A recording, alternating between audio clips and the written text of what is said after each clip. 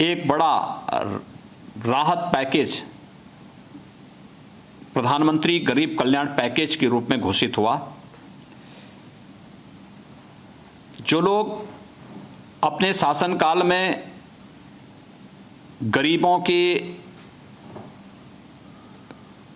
महिलाओं के और कमजोर वर्ग के लोगों के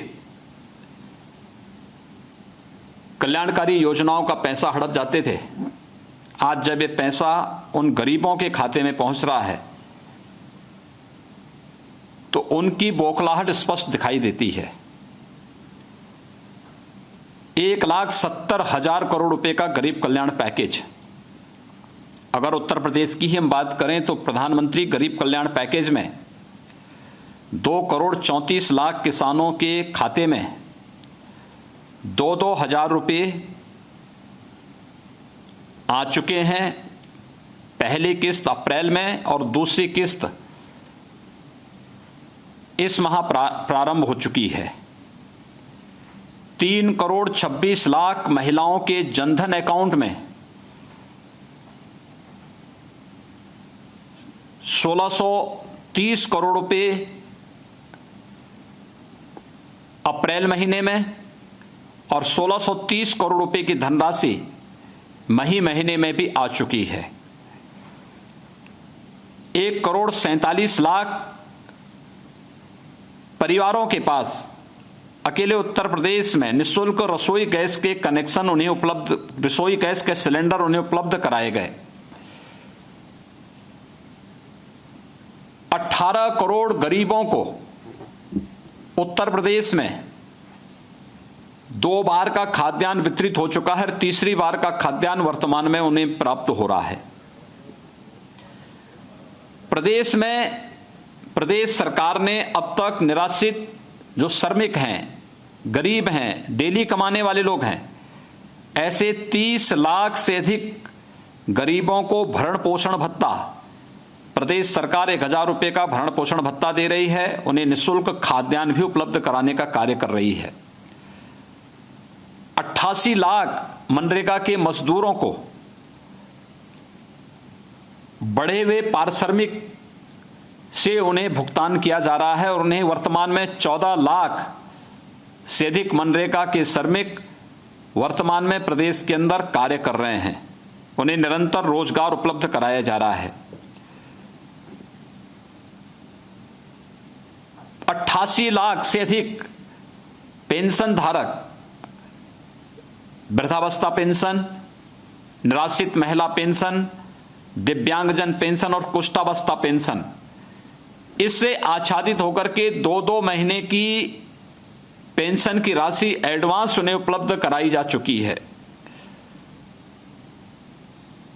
प्रदेश के अंदर जितने भी श्रमिक आए हैं, इनके आवागमन के लिए, चाहे उन्हें क्वारंटाइन सेंटर में ले जाना हो, आश्रय स्थल या शेल्टर होम में ले जाना हो, या फिर उन्हें वहां से होम क्वारंटाइन में ले जाना हो, खाद्यान्न का पैकेट देकर के उन्हें वहां तक पहुंचाने की व्यवस्था भी सरकार कर रही है। और 10,000 से अधिक उत्तर प्रदेश परिवहन निगम की बसेज उनकी सेवा में लगाई गई हैं, जिसमें कहीं किसी भी प्रकार की कोई समस्या नहीं। हम प्रदेश में कोरोना के खिलाफ लगभग 50,000 से अधिक लेवल 1, लेवल 2, लेवल 3 के बेड्स स्थापित कर चुके हैं, तैयार कर चुके हैं, जहां पर निःशुल्क सुविधा कोरोना के उपचार के लिए हर जरूरतमंद को उपलब्ध हो सकती है। और यही नहीं, हम लोगों ने प्रदेश के अंदर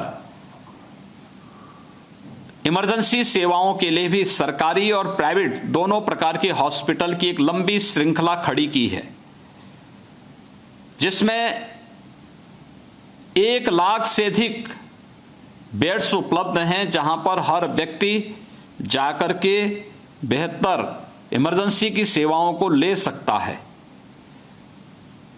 ये सारा कार्य देश की लड़ाई को मजबूती से आगे बढ़ाने के लिए जिस धैर्य के साथ हर नागरिक ने आदरणीय प्रधानमंत्री जी के नेतृत्व में इस लड़ाई को लड़ा है, कोरोना के खिलाफ देश की इस लड़ाई को मजबूती के साथ आगे बढ़ाने के लिए ही ये सारे प्रयास किए जा रहे हैं। प्रदेश सरकार ने, उत्तर प्रदेश सरकार अपने यहां अब तक 6.5 लाख से अधिक प्रवासी कामगार और मजदूरों को लेकर के आई है। पहले चरण में मार्च में 27, 28, 29 मार्च को हमारे पास 6 लाख से अधिक प्रवासी कामगार और श्रमिक आया था, जिन्हें सफलतापूर्वक उनके घरों तक पहुंचाने और उनके उपचार की व्यवस्था, उसके बाद उन्हें खाद्यान्न की व्यवस्था, ये सारी सुविधाएं उपलब्ध कराई गई। भरण पोषण का भत्ता उन्हें उपलब्ध कराने का कार्य किया गया। दूसरे चरण में पिछले 3 दिन के दौरान 50,000 से अधिक प्रवासी कामगार और श्रमिक उत्तर प्रदेश में आया है।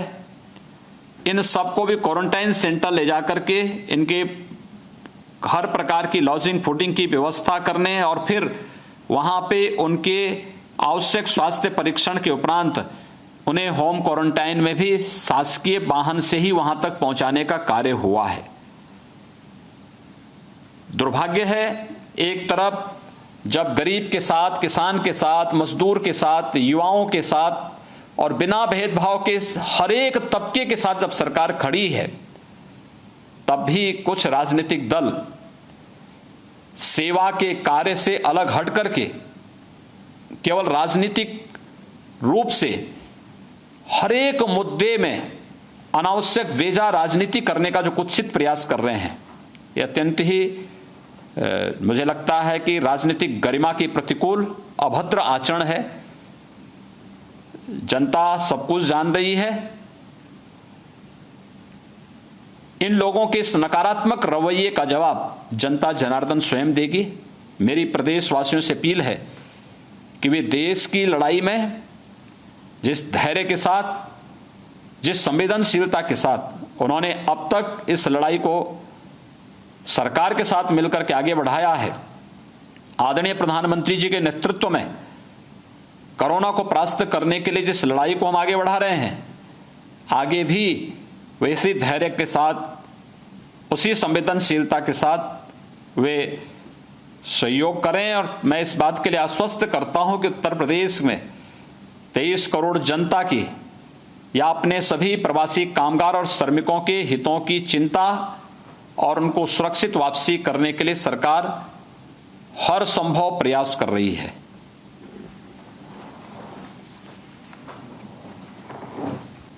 चेक किया उसको, एक बार देखना पड़ेगा। हाँ।